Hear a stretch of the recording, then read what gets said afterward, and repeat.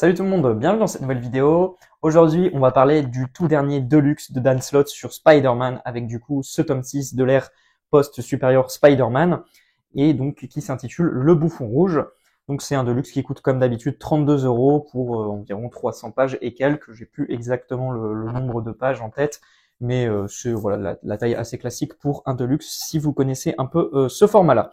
Donc pour ma part, c'était une lecture inédite, hein. J'avais encore jamais découvert ces épisodes, donc j'étais vraiment très impatient parce que dans l'ensemble, le run de Dan Slott, même s'il est inégal, c'est un run que j'aime vraiment beaucoup et comment dire, j'attache pas mal d'importance à ce run-là. J'ai un peu découvert le personnage en comics, enfin j'ai même carrément découvert le personnage en comics de Spider-Man via ce run-là dans les années 2012 quand je m'y suis mis, et donc forcément je serai toujours un peu attaché à ce run-là.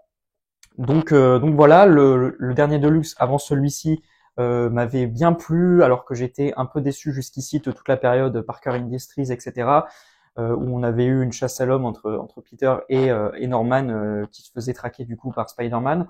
Et donc là, dans ce tome 6, c'est clairement l'affrontement final entre Peter et Norman, avec du coup Norman Osborn qui est bien décidé plus que jamais à retrouver son côté bouffon vert, et pour ça il va tout simplement avoir recours à, on va dire, une arme qu'il n'avait encore jamais vraiment testé, avec du coup l'utilisation d'un symbiote, et pas le plus safe des symbiotes, avec ici du coup le symbiote rouge, donc de Carnage, ce qui va donner lieu à une espèce de nouvelle forme pour le bouffon vert qui va se faire appeler, d'où le titre du volume, le Bouffon Rouge, avec un design plutôt stylé, bien effrayant. Et donc ça va être vraiment un affrontement explosif entre Spider-Man et le Bouffon Rouge, qui ne laissera pas indemne l'entourage de Peter, comme assez souvent quand Norman Osborn essaye de s'en prendre à ce dernier. C'est aussi malheureusement pour lui très souvent en s'attaquant aux personnes qui lui sont chères. Voilà un peu pour le pitch, hein, globalement, comme je vous le dis. On est sur quelque chose d'attendu, mais qui pour le coup m'a vraiment beaucoup plu. J'ai adoré ce dernier tome, je vais pas vous le cacher. C'est assez attendu, mais c'est très efficace dans ce qu'on nous propose.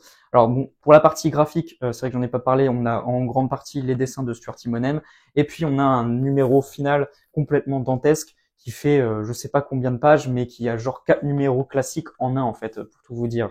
Donc et chaque partie est découpée avec un dessinateur qui a été assez emblématique sur le run de Dan Slott. Donc du coup, on a Stuart Immonen pour toute la dernière partie du run. On a le retour de Humberto Ramos, qui moi j'adore ce dessinateur, et qui a été hyper marquant pendant toute la période de Dan Slott sur Spider-Man. Donc ça me fait vraiment beaucoup plaisir de le retrouver quelques pages sur ce numéro final. On va aussi avoir du Giuseppe Camuncoli, qui lui aussi a été assez important. Et puis quelques pages de Marcos Martin aussi vers la toute fin. Moi j'ai peut-être évité de vous les montrer vu qu'elles pourraient spoiler un événement assez important. Mais il y a vraiment du beau monde sur ce Deluxe et sur cet épisode final qui a été un vrai plaisir à découvrir, et j'ai enchaîné les pages tellement c'était hyper kiffant, quoi, tout simplement. Pas mal de moments un peu fan service aussi, avec l'apparition de certains personnages, tenues ou pouvoirs qui sont très marquants dans l'histoire de Spider-Man, et que Dan Slott a pu utiliser tout le long de son run, qui a été assez long, hein, d'ailleurs, hein, qui a fait entre 7 ou 8 ans, un truc comme ça. Donc il est resté vraiment pas mal de temps sur le personnage. Et donc vraiment un final hyper satisfaisant que j'ai beaucoup aimé, avec toute une montée en tension qui a été avant ce numéro final, avec à chaque fois les fins de chapitre qui vont vraiment être dédiées à Norman Osborn, qui va de plus en plus se retrouver incontrôlable via l'utilisation du symbiote Carnage, jusqu'à trouver du coup cette fameuse forme de Bouffon Rouge. Et quand il va se mettre à l'attaque, on sait que voilà, il est pas là pour rigoler, que ça va vraiment barder pour Spider-Man, quoi, tout simplement. On peut peut-être un peu regretter que au final, quand Dan Slott repart de la série, il remet un peu Peter dans son statu quo classique, parce que clairement on sent que Marvel n'a pas vraiment envie de faire évoluer le personnage. C'est quelque chose qui va malheureusement plus continuer via les runs qui vont suivre après celui de Dan Slott. J'ai pas beaucoup lu de ce qui s'est fait après, mais des différents retours que j'ai eu, clairement c'est quelque chose qui va vraiment pas s'arranger de ce côté-là, et Marvel ne veut vraiment pas faire évoluer Peter, quoi, tout simplement. Donc sur cet aspect-là, ça peut être un peu décevant, mais en tout cas en termes de grands spectacles, des moments forts en émotion et des moments aussi attendus, le payoff est vraiment très satisfaisant, quoi. Donc voilà. Je pense que si vous avez aimé, comme moi, le run de Dan Slott, et que vous avez, et même s'il y a des périodes que vous avez peut-être un peu moins aimé, mais que voilà, dans l'ensemble, c'est quelque chose que vous avez aimé suivre, et comme moi, vous allez le découvrir du coup avec ce dernier Deluxe, je pense que globalement, vous allez kiffer ce dernier tome. Il y a aussi toute une dernière confrontation ultime, un peu mano à mano entre Peter et Norman que j'ai trouvé incroyable.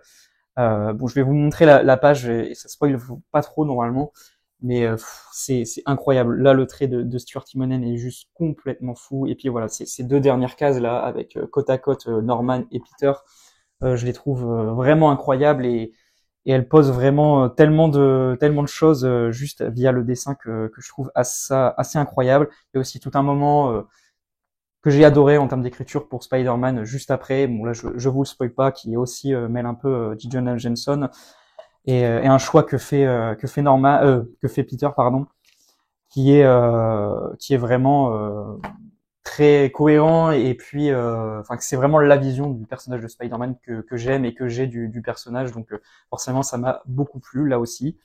Bon, il y a des petites facilités scénaristiques, par exemple pour en arriver à ce fameux affrontement où Peter et Norman vont s'affronter on va dire sans gadget, etc., sans pouvoir particulier. Bon, c'est un peu tiré par les cheveux, un peu facile comme on va dire comme solution que Peter arrive à trouver. C'est un peu le coup classique du super vilain qui se fait avoir avec son ego, mais bon, ça n'empêche pas du coup. Enfin, c'est rattrapé par le côté vraiment iconique de la scène par la suite. Donc franchement, j'en veux pas trop à tout ça. Et moi, ça m'a pas dérangé plus que ça, loin de là. Donc voilà, bilan vraiment très positif, un final explosif, riche en émotions, moments iconiques et grandiose pour le personnage de Spider-Man, des affrontements vraiment grandioses et plein de situations et plein de personnages qui y sont mêlés. On retrouve plein de dessinateurs qui ont vraiment marqué ce run de Spider-Man. Donc vraiment gros plaisir, je pense, pour tous ceux qui ont suivi ce run et qui l'ont apprécié dans l'ensemble. C'est vraiment génial. Et puis on a un tout dernier chapitre qui sert un peu d'épilogue, le numéro 801, qui fonctionne très bien avec une histoire aussi bien touchante sur le personnage de Spider-Man et ce qu'il représente, avec les planches de Marcos Martin qui sont vraiment très belles là aussi, dans un registre beaucoup moins spectaculaire ou quoi que tout ce qu'on a pu avoir précédemment. Là, je peux vous montrer les pages, hein, vu que ça spoil pas ce qui s'est passé. Et voilà, c'est vraiment un beau chapitre qui sert d'épilogue et qui fonctionne bien comme chapitre de clôture. Donc vraiment, encore une fois, un beau coup de cœur, ce dernier volume. Je suis bien content de finir sur cette note-là. C'était important de pas se louper sur le final et ça n'a pas été le cas pour ma part. Donc franchement, je suis très content. Voilà, donc j'espère que cette vidéo vous aura plu. Je suis très curieux d'avoir vos retours sur cet ultime tome du run de Dan Slott. Est-ce que vous aussi vous avez été satisfait de cette conclusion? En tout cas, je l'espère. Et puis je vous annonce aussi en passant que normalement je vais vous faire une vidéo où on va retracer tous les Deluxe de Dan Slott par ordre chronologique, où j'en profiterai bien évidemment en même temps pour vous donner un peu mon avis sur chaque tome, sans trop rentrer en détail comme là j'ai pu le faire. C'est pour ça que je voulais quand même faire une vidéo vraiment à part où je parle de ce dernier tome qui est quand même un tome important sur tout ce run-là. Donc voilà, ça devrait être la vidéo qui sort la semaine prochaine, en fin de semaine, donc normalement le dimanche. Donc j'espère qu'elle vous plaira et ça devrait être une vidéo un peu longue là pour le coup, vu que il y a eu beaucoup de luxe l'air de rien. Donc voilà, mais je suis quand même bien impatient de me replonger dans tout ça et de partager tout ça avec vous pour un peu fêter du coup cette fin d'ère de Dan Slott en Deluxe chez Panini Comics avec Spider-Man. Voilà, donc n'hésitez pas encore une fois à commenter. On se dit à très bientôt pour une prochaine vidéo. D'ici là, prenez soin de vous. Salut tout le monde, les idées comics.